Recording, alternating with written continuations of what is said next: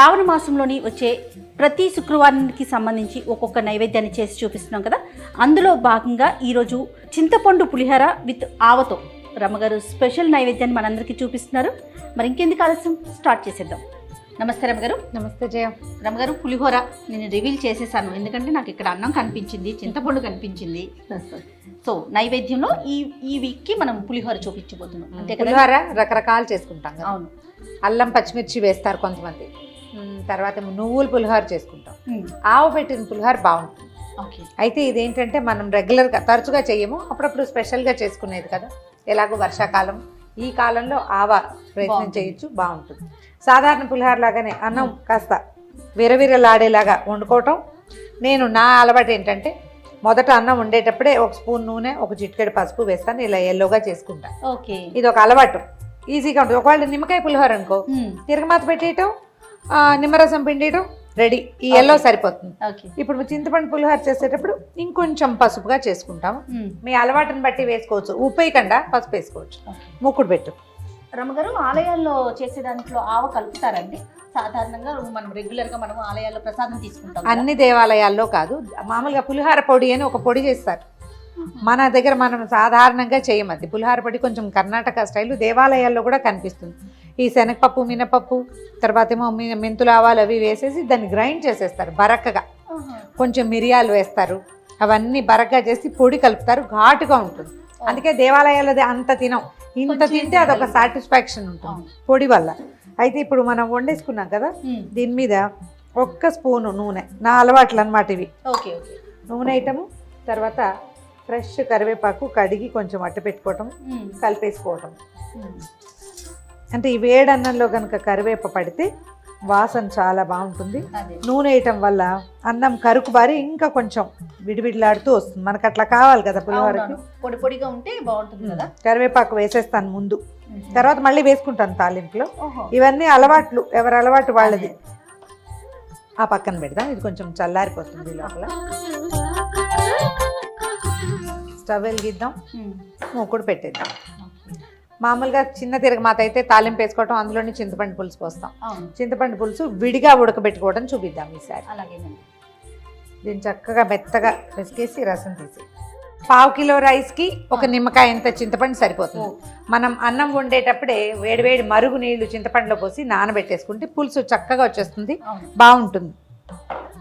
కొంచెం ఒక్క 10 నిమిషాల ముందు నానబెట్టుకున్నా చక్కగా వచ్చేస్తుంది. బియ్యంతో పాటే కుక్కర్ పెడతామా, అప్పుడే వేడి నీళ్ళు పెట్టడం, పోసేయటమే.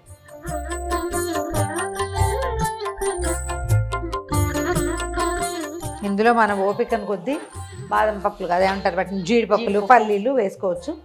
తాలింపు వేసేద్దామా, నూనె కాగింది. కొంచెం మెంతులు, ఎక్కువ వేయద్దు. ఈ మెంతులు వేసినప్పుడు మొట్టమొదట మెంతులు వేసుకోవాలి, ఎందుకంటే దానికి కొంచెం వేపు ఎక్కువ వేసుకోవాలి. మెంతులు, ఆవాలంటే మన రెసిపీలో మెంతులు ఉంటే మొదట మెంతులు, దీనికి వేపు ఎక్కువ కావాలి కాబట్టి. ఒక కప్, చిన్న కప్పు పల్లీలు, తర్వాత కొంచెం తక్కువగా శనగపప్పు, అంతకంటే కొంచెం తక్కువ మినపప్పు, అన్నే ఆవాలు. ఇవేంటంటే మనం ముందు వెనకగా వేసుకోవచ్చు. పులిహోరకు మాత్రం ఒకసారి వేసేస్తాం. మామూలుగా ఆవాలకు కూడా వేపు ఎక్కువ కావాలి, ఇన్ని పప్పులు ఉన్నాయి కాబట్టి వేసేస్తాం. వీటి కూడా పల్లీలు కూడా వేపు ఎక్కువ కావాలి, ముదురు వేపు వస్తుంది. ఎండుమిర్చి వేసుకుందాము, మిరపకాయలప్పుడు ఎర్రగా ఉంటాయి, అందుకోసం అన్నమాట.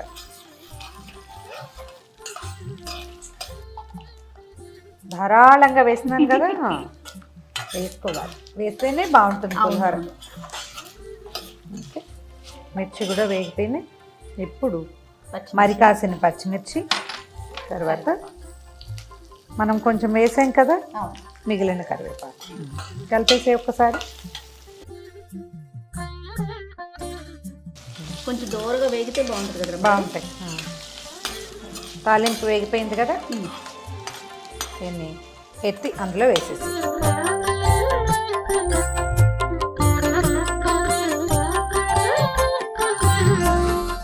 అన్నంతో పోపుని కవర్ చేసి కొంచెం తర్వాత మళ్ళీ కలుపుకుందాం, వాసన పోకుండా అన్నమాట. ఇవన్నీ టిప్స్ రమ్మ గారు? ఇవన్నీ అంటే పాతకాల పద్ధతులు, ఇళ్లలో పెద్దవాళ్ళు చెప్తారు. వాసన పోకుండా ఆ వాసన అంతా దానికే పట్టేలాగా అన్నమాట. ఓకే, బాగా పెట్టేసారా? Very good. ఇప్పుడు చాలు. ఇప్పుడు ఒక స్పూను నూనె వేయండి. చింతపండు గుజ్జు పోసేసాయి అందులో.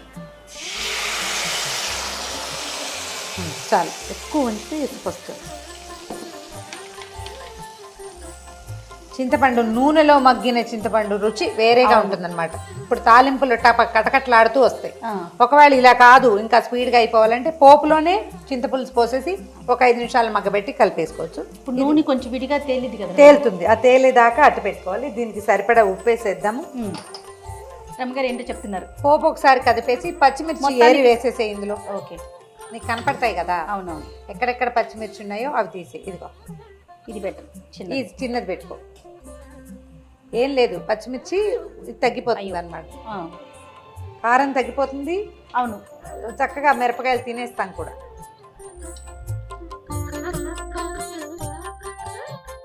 ఎల్లో తక్కువగా ఉంది, ఇంకా పచ్చగా ఉండాలంటే ఒక చిటికెడు పసుపు చింతపండులో వేసేయటం. తర్వాత దీనికి సరిపడా ఉప్పు, అన్నానికి సరిపడా. జనరల్గా మనం ఒక నిమ్మకాయంత చింతపండు పెట్టాం, ఒక గ్లాస్ చేస్తామంటే ఈ ఉప్పు సరిపోతుంది, స్పూనున్నర. తర్వాత కొద్దిగా బెల్లం, తీయగా ఉండేలా కాదు, జస్ట్ చింతపండులో ఉన్న రకరకాల గుణాలని సబ్సైడ్ చేయడానికి అన్నమాట. ఓకే, అటు ఇటుగా మనం వేసిన నూనె చూసావు నిదానంగా వచ్చేస్తుంది. వస్తుంది కొంచెం ఆయిల్ బయటకు వస్తే ఇప్పుడు ఈ మిర్చి, ఎండుమిర్చి, చింతపండు అందులోనే ఉడికిచ్చేసామనుకో కారం కొంచెం దిగుతుంది. అవి తినడానికి కూడా బాగుంటాయి. ఇవన్నీ అలవాట్లే, నాకు అలా వద్దు అంటే మానేసేయచ్చు. ఇప్పుడు కొంచెం పద్ధతులు మార్చుకున్నాను జయ. ఇదివరకు ఫుల్ పెద్ద పెద్దమైన మిరపకాయలు, నిండు మొత్తం మిరపకాయ, మొత్తం ఎండుమిర్చి, మొత్తం పచ్చిమిర్చి ఒక చీలికి చేయటం అంతే. ఒక ఘాటు పెట్టడం, వేసేయటం. మనం ఇప్పటికి కూడా సంతర్పణ భోజనాల్లోనూ అక్కడ చూస్తాం పెద్ద పెద్ద మిరపకాయలు కనపడి. ఇవి ఇలా చీరటము ఇదంతా ఒక అలవాటుగా మార్చేసుకున్నాం అన్నమాట. ఇంకా నూనె వచ్చేస్తుంది. నూనె వస్తేనే నీకు ఇది ఇగో ఇలా గిన్నెలో పక్క కదులుతుంది అన్నమాట. పులిహోర సాధారణంగా ఇదివరకు ఏదైనా తీర్థయాత్రలకు అలా వెళ్ళేవారు పులిహోర తీసుకువెళ్ళేవారండి కదా? 2 రోజులు ఉంటాయి పులిహోర, మరచెంబులో నీళ్లు, అంతేనండి. ఇంకా ఏం చేసేవాళ్ళు అంటే పాలు బాగా మరక్కాచి ఒక ఎట్లా అంటే 1 లీటర్ పెడితే 6 లీటర్కి తక్కువ అవ్వాలన్నమాట. తోడు పెట్టేసుకునేవాళ్ళు, నెలకంతా తోడేసి కదపకుండా ఉంచేవాళ్ళు. అది 3-4 రోజుల మజ్జిగని సపోర్ట్ చేస్తుంది. అట్టే పులవదు, తీపి ఉంటుంది కదా, పాల తీపి వచ్చేస్తుంది. ఆపేస్తాను స్టవ్. ఓకే, చింతపండు రంగు కూడా డార్క్గా మారిపోయింది. ఇది ఎత్తి అన్నంలో వేసి కలిపేసుకోవటమే, నీదే ఆ పని.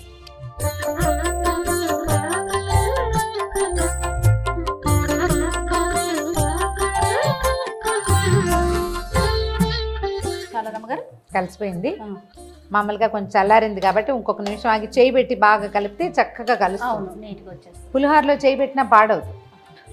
పక్కకు పెట్టేసి దీన్ని మనం ఏమనుకున్నాము, ఆవు పెట్టే పులిహోర అనుకున్నాం కదా. అవునండి, ఇంకేం లేదు, ఆవులకి ఫ్రిడ్జ్లో ఉన్న ఆవు పిండి వేయబోకండి. మనం ప్రసాదానికి చేస్తున్నాం కాబట్టి ఫ్రెష్గా ఆవు పిండి చేసుకుందాం. ఓకే, ఎలాగ రమ్మగారు? ఓ 2 స్పూన్లు ఆవాలు చిన్న మిక్సీ జార్లో వేసేయండి. లేకపోతే ఈజీ మెథడ్ ఏంటంటే రోట్లో. ఓకే, ఇది హాయ్ కదా. ఆవాల్లో ఓ 4 ఎండుమిర్చి ముక్కలు, పచ్చిమిర్చి వేసుకుంటే వస్తువు పాడైపోతుంది. ఎండుమిర్చి వేస్తే కారం వస్తుంది, తర్వాత పౌడర్ బాగా వస్తుంది అన్నమాట. కలిపేద్దాం, దీన్ని గ్రైండ్ చేసేయటమే. ఈ ఆవు పిండిని ఒక స్పూన్నర అందులో వేసేసి కలిపేసేయటమే. ఇదేంటంటే 1 గంట ముందు చేసుకుంటే చక్కగా మనం నైవేద్యానికి చేసుకున్నాక కదా పూజ కూర్చుంటాము. మళ్ళీ మన అమ్మవారికి నివేదన పెట్టి మళ్ళీ మన టేబుల్ మీదకి వచ్చేసరికి పూర్తిగా ఊరిపోతుంది. 1 స్పూన్ పొడిని కలిపేద్దాం. ఇప్పుడు దీని రంగు, దీని టెక్స్చర్ కూడా మారుతాయి. కలిపేసి ఒకసారి వాసన కూడా భలే మారిపోయింది. వాసన మారిపోతుంది, ఆవాలు తగిలేసరికి వాసన మారిపోతుంది. నేనేమనుకున్నానంటే యాక్చువల్గా ఆవాలు కూడా వేయించాలేమో దూరగా అట్లా అనుకున్నానండి. ఆవ వేయితే వాసన వేరు, పచ్చి వాసన వేరు. అయితే దీంట్లో ఇంకొక మెథడ్ చేస్తారు. ఇది వరకు ఊళ్ళలో కూడా అలా చేస్తుండేవాళ్ళు. ఆవాలు నానబెట్టి రుబ్బి కలుపుతారు. నానబెట్టాలంటే ఒక అరగంట ఆవాలని కొంచెం 4 పచ్చిమిరపకాయలు లేదా 2 ఎండుమిర్చి మనం ఏం వేసుకుంటే అవి ఓకే వేసి నానబెట్టేయటం చక్కగా రోట్లో రుబ్బేసి అంత ఆవ తీసి పచ్చావా కలుపుతారండి. ఏంటో దాని స్పెషల్ ఏంటో అంటే ఊళ్ళో ఆ పద్ధతి అట్లా చేసేవాళ్ళు. ఇప్పుడు మిక్సీలు లేవు కదా. అవునులే. చాలా రమ్మగారు చాలా వాసన బాగుంది చూడు, అద్భుతంగా ఉందండి. ఉప్పు సరిపోయిందంటే మనం నైవేద్యం పెట్టేటప్పుడు ఉప్పులు అవి రుచి చూడడం కాబట్టి చూడట్లేదు. ఒకవేళ మనం ఇంట్లో చేసుకునేటప్పుడు వడ్డించే ముందు ఒకసారి ఇంట్లోకి అయితే చూసుకోండి, ఉప్పు సరి చేసుకుంటే బ్రహ్మాండంగా ఉంటుంది. ఇప్పుడు మీరు పులిహార పొడి వేస్తే వచ్చే లుక్కే ఇప్పుడు వచ్చింది. దేవాలయాల్లో మనకి తిరుమల కింద తిరుపతిలో కోదండరామస్వామి దేవాలయం, కళ్యాణ వెంకటేశ్వర స్వామి దేవాలయం, అక్కడ అప్పుడప్పుడు ఇది కనపడుతూ ఉంటుంది. బాగుంటుంది రుచిగా.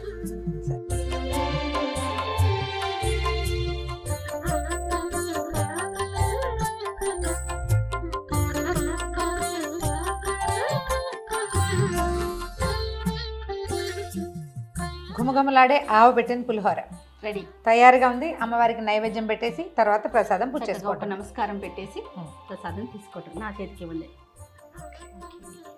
ఇదండి ఆవ పెట్టిన పులిహార. ఎంత త్వరగా రెడీ అయిపోయిందో కదా. సో ఖచ్చితంగా మీరంతా ట్రై చేయండి. అలానే సుమన్ టీవీ మామ్స్ కిచెన్ని సబ్స్క్రైబ్ చేసుకోండి. ఈ వీడియో కనుక మీకు నచ్చినట్లయితే లైక్ చేయండి, షేర్ చేయండి. మరిన్ని ఇంట్రెస్టింగ్ వీడియోస్ కోసం మా ఛానల్ని సబ్స్క్రైబ్ చేసుకోండి. థ్యాంక్ యూ సో మచ్ రమ్మ గారు. నమస్తే. థ్యాంక్ యూ జయ. నమస్తే.